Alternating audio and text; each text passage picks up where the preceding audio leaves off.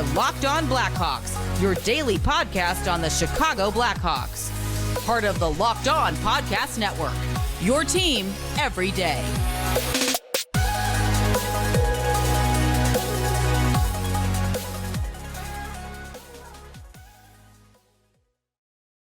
What's up, everyone? Welcome on into another episode of Locked On Blackhawks, part of the Locked On Podcast Network, your team every day. Today is Monday, June 5th. I'm your host, Jack Bushman. You can find me out on Twitter at JackBushman2, or you could also go and check out my Strictly Blackhawks account at Talkin' Hockey for all the latest Blackhawks news and updates. And real quick, just a reminder that you could subscribe or follow along for free on YouTube and wherever you may be listening to your podcast. Make sure to go and do that real quick. It only takes 2 seconds to show some support. Go and leave me a review if you want to as well, preferably a positive one. Those are always great. And also, that way you can get the latest episode as soon as it becomes available on YouTube or wherever you get your podcasts each and every day.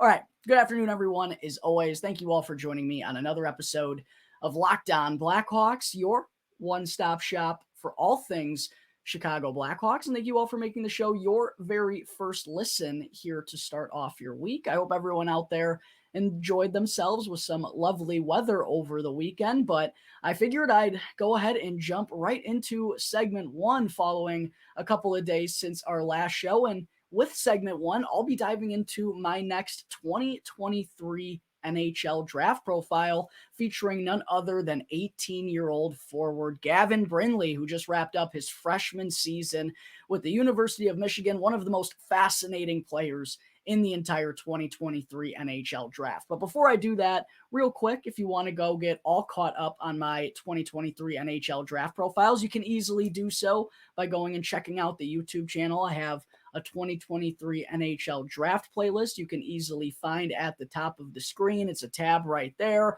And I've already broken down prospects like Andrew Crystal, Colby Barlow, Gabe Perreault, Ryan Leonard, and most recently up until today, Matthew Wood, who is another one of the more intriguing prospects that's projected to go somewhere in the latter half of the first round. But getting into Gavin Brindley's game, as I mentioned, 18-year-old forward from the University of Michigan, 5'9", 157 pounds. One of the most polarizing players, one of the most intriguing. No one seems to be able to exactly put their finger on when he's going to go. Late first round, early second. Is someone going to take a stab at him in the teens? No one's really sure exactly what the upside is going to be with Gavin Brindley. But I'll tell you what, aside from the size, which is really the only knock on his game, he provides the full package that you want. The only problem is, as I mentioned, he's 5'9", 157 pounds. And as we've seen in NHL drafts over recent years, us Blackhawks fans obviously know all about Alex DeBrincat and his slide into the second round, which worked out very well for us Blackhawks fans. Cole Caulfield is another player who was kind of in a similar position a few years back and slid on down a little bit further into the first round than some folks thought. Bobby Brink is another short goal scorer who was projected as a top pick in the past couple NHL drafts. So we've seen players like this, like Gavin Brindley, who do all of the right things, but sadly they just don't have the size to go along with it. And with such a, rugged game that is being played, particularly in postseason hockey, that does leave you for some concern here. And it kind of feels like, based on what we've seen in recent years, Gavin Brindley probably will end up sliding on draft day if what we've seen in the past continues to happen. But I will say he is one of the most fun players. And I think the way that he does a little bit of everything is certainly intriguing. And for the reasons I'll talk about here in a second, I do think the Blackhawks are going to be keeping their eye on him and where he goes come draft day. But getting into kind of his game, I mentioned he really can provide you with a full bag of tricks. He's someone who skates at a very high speed. His top speed is there. The acceleration is good. He's a gifted puck carrier because of that. He can carry the mail through the neutral zone and into the offensive zone. He pairs that with a really good high hockey IQ and a good vision. He reads plays really well and had a very good offensive season with the Michigan Wolverines. He put up 38 points, 12 goals, and 26 assists in 41 games, which is actually the 8th most among all college prospects in their draft years since 2000. So really good offensive skills. I mentioned he has good playmaking. That's probably the best part of his offensive game. But what he's able to do away from the puck shouldn't be forgotten about whatsoever. Maybe he doesn't have the best size, but he plays like he's not aware of it. He's not scared of going into the dirty areas. He hustles for loose pucks, is really tenacious on the forecheck. He'll go to the front of the net. He's actually a pretty feisty player. There were a lot of clips that I saw where he was getting into skirmishes, post whistle, not afraid to mix it up with the big boys out there, standing up for his teammates. He plays with an edge to him, and I think that's really an attribute that can't be forgotten about with Gavin Brindley. There are concerns about whether he can hang at the NHL level because of that size, but the effort is always going to be there. And if he can continue to gain some weight, as most of these 17, 18-year-old prospects need to do throughout the years to become NHLers, I really do think that's going to help him. And the intangibles that he provides kind of makes him almost feel like a little bit of a safe pick here, despite there being some concerns with the size.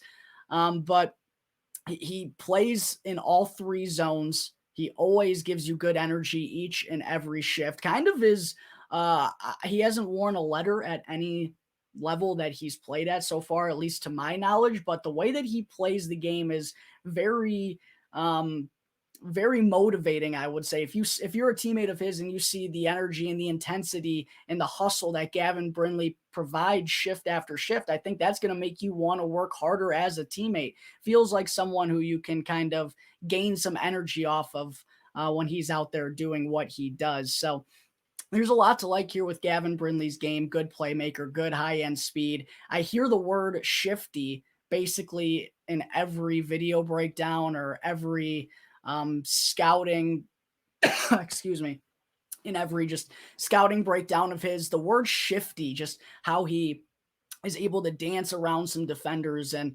the way he maneuvers out there is kind of unlike any of these prospects that I've broken down so far here on the channel. So yeah, lots to like about his game, but there are some concerns that I mentioned as well. Not only the size, but there are some debate. There's some debate out there about whether or not his numbers were inflated by playing with Adam Fantilli this season. He also is one of the older players in this year's draft. I believe he had an October birthday, so he'll be turning 19 years old at the start of this upcoming season, wherever he may be at that point. But other than that, yeah, lots to like with Gavin Brindley's game. It's just kind of the debate out there right now about how much upside do you truly believe he has as an offensive player. The potential is clearly there with the way he plays. It's just kind of where are you willing to take a risk on him here in the NHL draft. So kind of going over some of the rankings, I mentioned there's a lot of varying opinions out there about where Gavin Brindley is going to end up or where he should slot in terms of the best players in this draft. Dobber Prospects is the one that has him the highest at 13th. He was ranked 21st by the Hockey News, 22nd by Elite Prospects, 26th by McKean's Hockey, 30th by the Daily Faceoff, also 30th by Sportsnet, and then 34th by Craig Button and 43rd by Bob McKenzie. So for the most part, it feels like he's expected to go somewhere between 20 and 30, but Craig Button and Bob McKenzie, like I just mentioned, are 2 of the draft analysts that believe he could wind up sliding all the way into the second round, which we have seen occur in the past, as I mentioned, with Alex DeBrincat. Getting into kind of some of his strengths and weaknesses to sum everything up, I think the compete level might be the best part of Gavin Brindley's game, along with that top-end speed. That's a scary combination. A guy who can fly up and down the ice, wants to make an impact on each and every shift. He plays with a high intensity and provides high energy. I think that is probably the best part of his game. He also pairs that with some really good puck control and playmaking. You see a guy who's 5'9", a $160 out there. You probably think you can knock him around and he isn't too heavy on his skates, but that's not necessarily true with Gavin Brindley. He is a lot stronger on the puck than many give him credit for. And I talk about how he can carry the mail through the neutral zone and into the offensive zone. He does that by being incredibly agile on his feet, yes, but he's also swift with the puck on his stick and is able to make some defenders miss to find some open lanes out there. I also think the playmaking all in all, it's kind of a tough thing to judge when he was playing a lot with Adam Fantilli this past season, and he does so many things right as a line mate. But I do think Gavin Brindley's playmaking and the vision that he pairs with it, a really good pass-first guy, a capable power play guy at the left circle.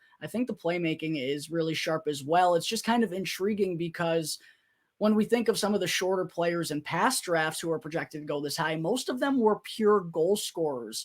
Gavin Brindley's kind of the first one of the bunch who is more so of a playmaker at that size than a good goal scorer. So I think that's kind of an interesting difference between his game and some of the previous shorter prospects in NHL drafts. As far as the weakness goes, obviously he's going to have to throw on some weight. There's nothing he can do about getting taller. He's only going to be 5'9", but he's definitely going to have to bulk up and get beefier, especially if he wants those intangibles that he provides to be able to still be successful in those areas at the NHL level. He's going to have grown man strength and continue to work at that. I also think he does need to develop his shot a little bit more because being a smaller guy, I know the speed is going to help him in his playmaking, but adding another weapon to his arsenal and adding a strong shot would really go a long way. He does have a decent wrister, but I think he can add some more power to his shots. And I also think he just needs to further round out his game defensively and really make sure that's a focus of his moving forward, because what he does away from the puck is oh so important, and truthfully to me is what makes him feel like a safe bet to be an NHLer, because this is a guy who for the United States at the World Juniors and even at times for Michigan, he was a penalty killer and a guy who would sacrifice his body and block shots out there. He's willing to put it all on the line, and I think if he continues to work on that side of his game, it's only going to give him a greater chance to be an everyday NHLer at the end of the road. So to kind of wrap things up, my consensus here on Gavin Brindley, I don't see this being a trade up option. I really would be surprised if he goes anywhere before number 19 to the Chicago Blackhawks. I really believe they could stay home and get him there at number 19, or even if they get the sense that he's going to end up falling, this could be a situation where they trade back up into the first round in order to snag him in the late 20s. The one thing I will say about Gavin Brindley, though, is he's you make no mistake about it, he's a perfect fit for what the Blackhawks are trying to add right now. We've heard Chief Scout Mike Donaghy say on a podcast the three things they're really looking for are a good compete level, a guy with a high hockey IQ and top end speed. It's been a very primary focal point for the Blackhawks since general manager Kyle Davidson took over. They want to get faster. And Donaghy even mentioned there's some players they've already crossed off looking at this NHL draft list of prospects because they don't have that top end speed. But Gavin Brindley really does check off all the boxes that they want. Good speed, good hockey IQ, good compete level, good energy. I mean, other than the size, there's really not a whole lot to not be in love with about his game. So I think he's going to be a fascinating case leading up to the NHL draft. Do the Blackhawks take him at number 19? I personally don't know. But if he's still there in the 20s, I wouldn't be surprised to see the Blackhawks go and trade back up to get him. Maybe he won't have the highest upside of all the players available at number 19, but he is a really good organizational fit. So there certainly would be more surprising selections for the Blackhawks to make than Gavin Brindley at number 19. I think he's a safe bet to be, at worst, I would say a third line forward who can play on the penalty kill. He provides you with some great speed, has good offensive instincts, and at best, I think he could be a second line 40, 50, 55 point scorer who can maybe play on your second power play unit and also can be out there on the penalty kill. Just a versatile player that any winning organization I really think would like to add. So I'm very curious to see when it's all said and done where Gavin Brindley winds up going in the 2023 NHL Draft. All right, Blackhawks fans, coming up in just a moment, I will be talking about the Seattle Thunderbirds' dreams of winning the Memorial Cup, unfortunately falling short as they were blanked by the Quebec Remparts last night.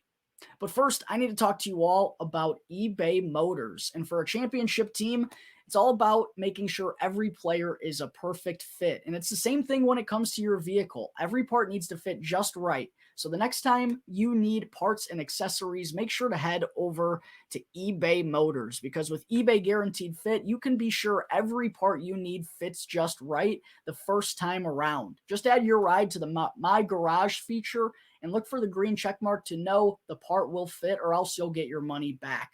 Because just like in sports, confidence is the name of the game when you shop on eBay Motors. And with over 122 million parts to choose from, you'll be back in the game in no time. After all, it's easy to bring home a win when the right parts are guaranteed. So get the right parts, the right fit, and the right prices on ebaymotors.com. Let's ride. Eligible items only. Exclusions apply. All right, we're back here on the Locked On Blackhawks podcast. Real quick, before I get into segment 2, I do want to be sure to give a quick shameless plug. I'm having a lot of new viewers, a lot of new listeners here on Locked On Blackhawks. Do me a quick favor, make sure to go and show some support real fast. Make sure you're downloading those episodes consistently. If you're a weekly listener of the podcast, a daily listener of the podcast, make sure to be following the show and to be downloading those episodes. If you're watching on YouTube right now and not already subscribed to this channel, what are you doing? It only takes 2 seconds. It doesn't cost you anything to go and subscribe. And also make sure to go and follow Locked On Blackhawks on Instagram as well. There's going to be a giveaway coming soon. I finally pieced everything together for this. I'm going to be announcing it later in the week. And spoiler alert, one of the things you're going to have to do to qualify for the giveaway is you're going to have to follow Locked On Blackhawks on Instagram. So go ahead and get that out of the way right now. Make sure to go and do that real quick. I greatly appreciate all of the support. All right, segment 2 here on the show today. I did want to bring up the Memorial Cup final that took place last night between the Seattle Thunderbirds, who of course roster 3 Blackhawks prospects and defensemen Kevin Korchinski and Nolan Allan, along with forward Colton Dach. They took on the Quebec Remparts in the Memorial Cup championship game last night.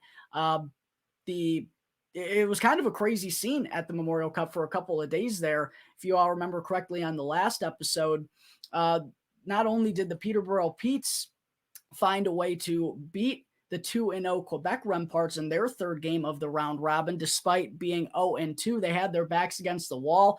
They pick up a win against the previously undefeated Quebec Remparts. That put them in a matchup with the Kamloops Blazers, with the winner advancing on into the semifinal. And Peterborough found a way to best the Blazers 5-4 in overtime. So that put them in a spot with the Seattle Thunderbirds in the semifinal game. Got to give some credit to the Peterborough Petes for fighting hard there and never saying die. Seattle did find a way to get the best of them, though, in that semifinal matchup, winning the game 4-1. How about you, boy? Colton Dach with the game-winning goal, by the way. Thank you very much.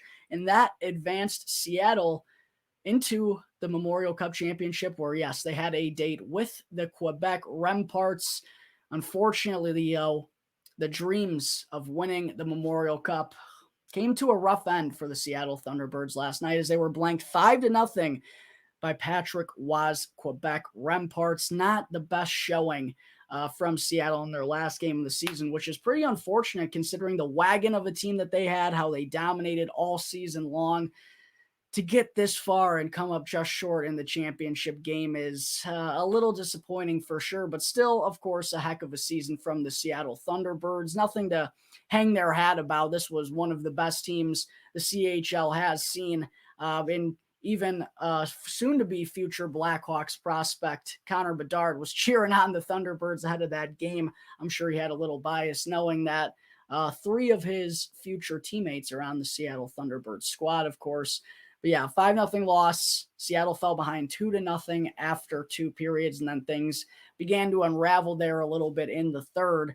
It was an entertaining start. Colton Dach was certainly feeling the energy early. He was throwing some big hits out there. Actually took a couple of penalties in that first period, but was buzzing all around the ice. Seattle just couldn't find a way to sneak one through at any point in time, though. So I'm sure not the way they wanted their season to end, of course, but still a good season altogether, like I said, and 3 very good seasons for each of these Blackhawks prospects, really. Kevin Korchinski obviously had a monster year in the regular season, 73 points in 54 games, 11 goals, 62 assists, was also plus 50 in 54 games during the regular season, went on to add 14 points, 3 goals, and 11 assists in 19 playoff games. Colton Dach didn't get a whole lot of action in during the regular season because a multitude of different injuries, concussion. He hurt his wrist at the World Juniors, which at the time looked a lot worse than it even wound up being, but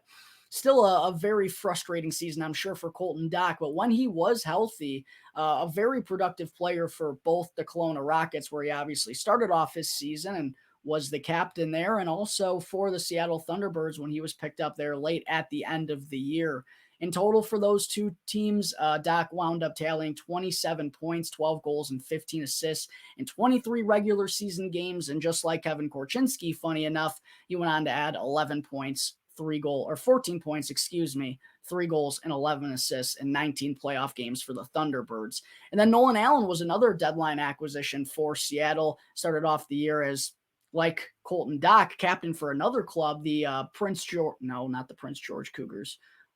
Albert Raiders, So many junior teams, it's kind of hard to keep track with all of them. But Allan actually put together, in my opinion, he had a lot to prove this season, and he did just that for the Thunderbirds and for Team Canada at the World Juniors as well. Chipped in for 27 points, 11 goals, and 16 assists in 57 regular season games. He was also plus 27 in 41 games with Seattle. And then how about the offense for Nolan Allan in the Memorial Cup and the WHL playoffs? He had 10 points, 2 goals, and 8 assists in 19 playoff games, and scored 2 goals for Seattle as well in the Memorial Cup en route to being named to the all-tournament team there. So some good stuff out of Nolan Allan this year. Not only did I think he really solidify himself as a sturdy defensive defenseman, the role he played for Team Canada and also for Seattle, going against a lot of the opposing team's top pairings and faring really well there. But I also thought he developed that shot of his as well this season that was evident in the playoffs.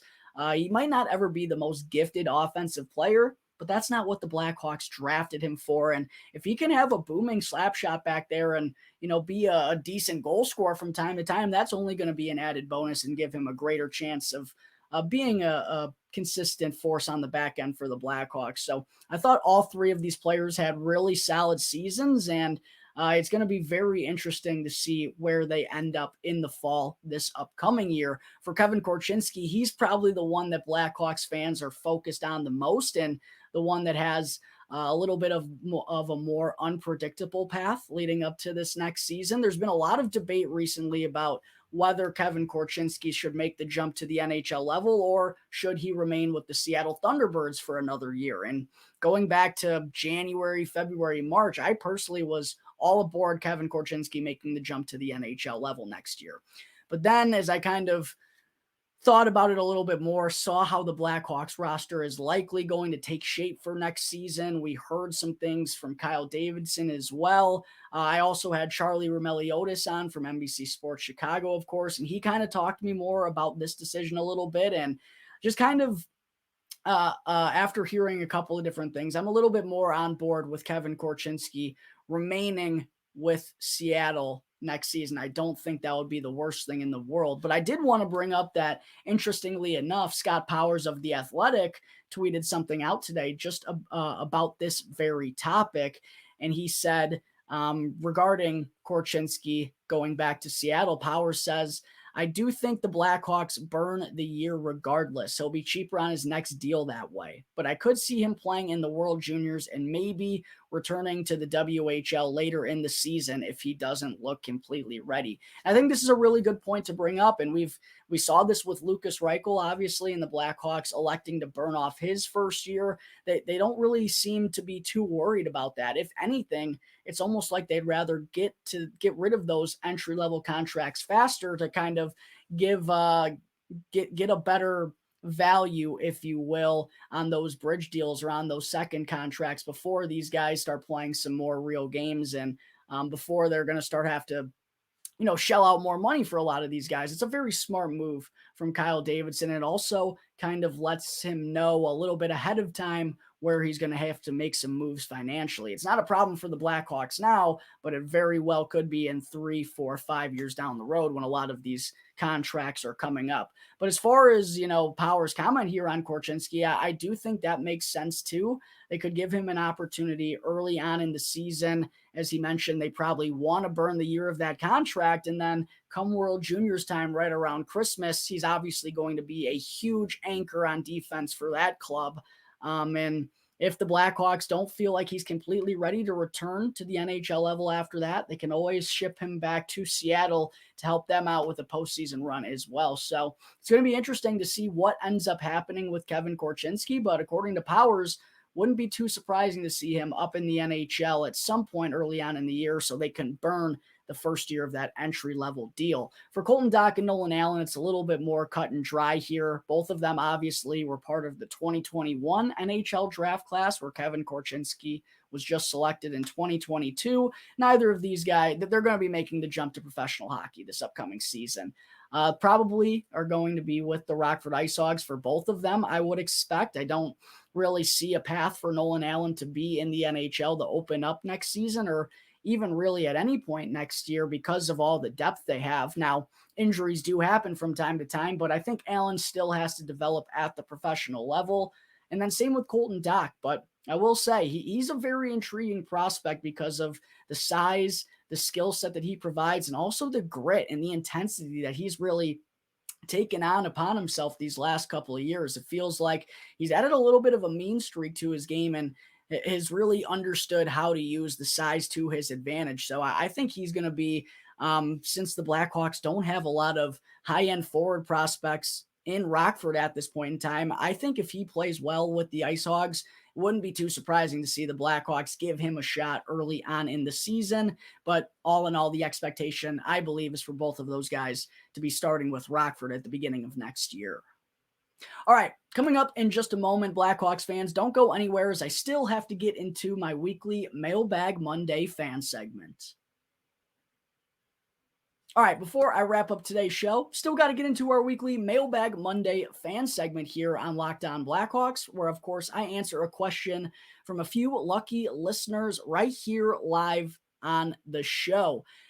And make sure, by the way, to be reaching out with your comments, whether it's down below here on this video. You can also go and slide into my DMs. Feel free at Jack Bushman 2, at Talkin' Hockey, at LO Blackhawks on Twitter. You can DM me on Instagram. You can email lockedonblackhawks@gmail.com. And I'm also posting things on the community section of my YouTube page as well. So there's a lot of avenues for you to be reaching out with your questions. Make sure to do so because I always greatly enjoy this segment week after week. The first question I wanted to get into today comes from Henry Burles, who emailed in the podcast over the weekend and asked, which prospect that you've covered do you like the best? Thanks. Very tough question. I would say Ryan Leonard is pretty clear cut to me, is one of my favorites along with Colby Barlow, although I don't think either of those two are going to be available for the Chicago Blackhawks at number 19. I think Ryan Leonard is probably going somewhere inside the top 10. Colby Barlow could even sneak up to that number 10 spot as well. So I think the Blackhawks would probably have to trade up to get either of those two guys. I think Gabe Perreault is a very good prospect as well. Probably not going to be there at number 19 if I had to guess. Gavin Brindley, if he's on the board, at number 19. I think he's a really good fit for the Blackhawks. Would I personally draft him? Obviously, it depends on who's still available, but there's no denying he checks off all the boxes that the Blackhawks want right now. But I would say Ryan Leonard is probably the best and the most complete prospect that I've broken down, and that's probably why he's expected to go somewhere between 5 and 10 in the NHL draft. Second question I wanted to answer comes from Jeremy Jackman, who asked, do you think there's any chance for the Hawks to sign a player like Tyler Bertuzzi? Love the show. Keep it up. Thank you, Jeremy. Appreciate your kind words. No, I don't think the Blackhawks are going to have a chance to sign a player. I guess not a player like Tyler Bertuzzi. For Tyler Bertuzzi himself, I don't think the Blackhawks are going to be signing him. Obviously, while it was only 7 games, he had a very successful run with the Boston Bruins. And I think another thing, too, is a guy who's going to be hitting the open market after getting his first taste of postseason hockey. He didn't even sniff it in his time with Detroit. Is he really going to elect to go and join the Chicago Blackhawks, who are still a couple of years away from hopefully contending for the Stanley Cup again? I honestly doubt it. I also don't think Kyle Davidson wants to give out the term that Tyler Bertuzzi probably wants on his next deal. So I personally just don't think that's a good fit. But what's interesting is I got another similar question to that is Dominic Pardo asked, the Hawks are going to need some grit. Thoughts? Yes, the Hawks are going to need some grit. And that's certainly something they're going to have to focus on a little bit more as off seasons become a little bit more crucial in terms of adding talent to their current roster. It's not really a priority for Kyle Davidson right now. I don't expect the Blackhawks to be all that active in the free agent market. I think they could be bringing in 2, maybe 3 forwards at the absolute most. But they got some RFAs they're going to bring back. I'm sure they got some guys they want to give a bigger opportunity to. So I don't expect them to be all that aggressive, but I think the speed and the compete level, 2 things I talked about, what they're looking at in prospects. I think those are 2 things they're going to be looking at in the free agent market as well. Some scrappy guys who could probably play in the middle to bottom 6 that play the game the right way and can kind of be some veteran leaders for the next generation of Blackhawks that are coming up through the system. Next question is from Josh Arazu, who asked, how many points does Connor Bedard get in his rookie season? How many goals does he score? Yeah, I mean, I don't want to set expectations out there, obviously. He's only going to be 18 years old, but I'm not the one that set the expectations out the roof. That's been the entire hockey world. I would say, look, it's tough to put a number on it because I don't want to set it too high. I don't want to set it too low and seem like a bum. I would say if Connor Bedard scores 60 points next year, I'd be pretty happy about that. And maybe that doesn't sound like a lot to very many people out there, especially with the caliber of talent that Connor Bedard is being mentioned in. But look, it's not an easy transition to go from the WHL to the NHL level. I know Bedard's made every jump look effortless so far in his career, but this is the jump of all jumps. And he still is a little bit of an undersized guy. Is he going to be playing center? Is he going to be playing wing? There's going to be a lot of development there. So I'm going to say if he scores 60 points, that would be if he can score 30 goals and be a 60-point scorer for the Blackhawks, I'd be very happy. Anything above that, I'm going to be stoked. But I don't want to set the bar insanely high since we haven't even drafted the kid yet. We haven't seen him in one practice. We know the talent that he's providing, right? And we all hope he can be that type of special player. I'm just not going to set the bar too high or anything ridiculously crazy. If he's a 60-point guy this year, we're on track of looking good moving forward with Connor Bedard as our hopefully number 1 center. The last question that I wanted to answer here today comes from Mary Ann Moreno, who emailed in the podcast and asked, hey, Jack, what do you think ticket prices are going to look like next season? Are they going to be a lot more expensive than last year or somewhere around the same? They're going to be more expensive, if I had to guess. Connor Bedard is going to be the biggest entertainment in the city when he comes here. So obviously there's been a surge in Blackhawks season tickets. People have been buying them like crazy. Jerseys are going to be selling out like crazy. There's a real buzz around the Blackhawks for the first time in quite a while. So yes, sadly, as a result of that, ticket prices I would expect to go up. Wouldn't be shocked to see, 300 level tickets back in the 80s instead of the 30s and 40s like we've seen, or even maybe the 20s in previous years. I think a lot more people are going to be trying to go to Blackhawks games this year. Now, at the same time, the team probably isn't going to be all that much better. Connor Bedard is a special talent, but hockey's a team game, and that's, in my opinion, what makes it so beautiful. One guy just can't carry you all the way through. So there's still going to be some time until the Blackhawks are playing a winning style of hockey, but this is still an original six franchise in a great sports city like Chicago. The fans are going to be wanting to come and see Connor Bedard at the UC. So yeah, I do believe the ticket prices are going to see a pretty decent increase leading up to next season. All right, folks, I think that is going to wrap up today's episode of Locked On Blackhawks. As always, thank you all again for tuning into the show. And if you haven't done so already, make sure to go and follow Locked On Blackhawks for free, wherever you may be listening to your podcast, and to go and smash that subscribe button, smash the like button down below as well. But make sure to go and subscribe to the channel so you can get the latest episode as soon as it's available each and every day. Once again, I'm your host, Jack Bushman. Find me out on Twitter at JackBushman2, or you can also go and follow my Strictly Blackhawks account at Talkin' Hockey for all the latest Blackhawks news and updates. So until tomorrow's episode, it's going to do it here for the Locked On Blackhawks podcast, part of the Locked On Podcast Network, your team every day.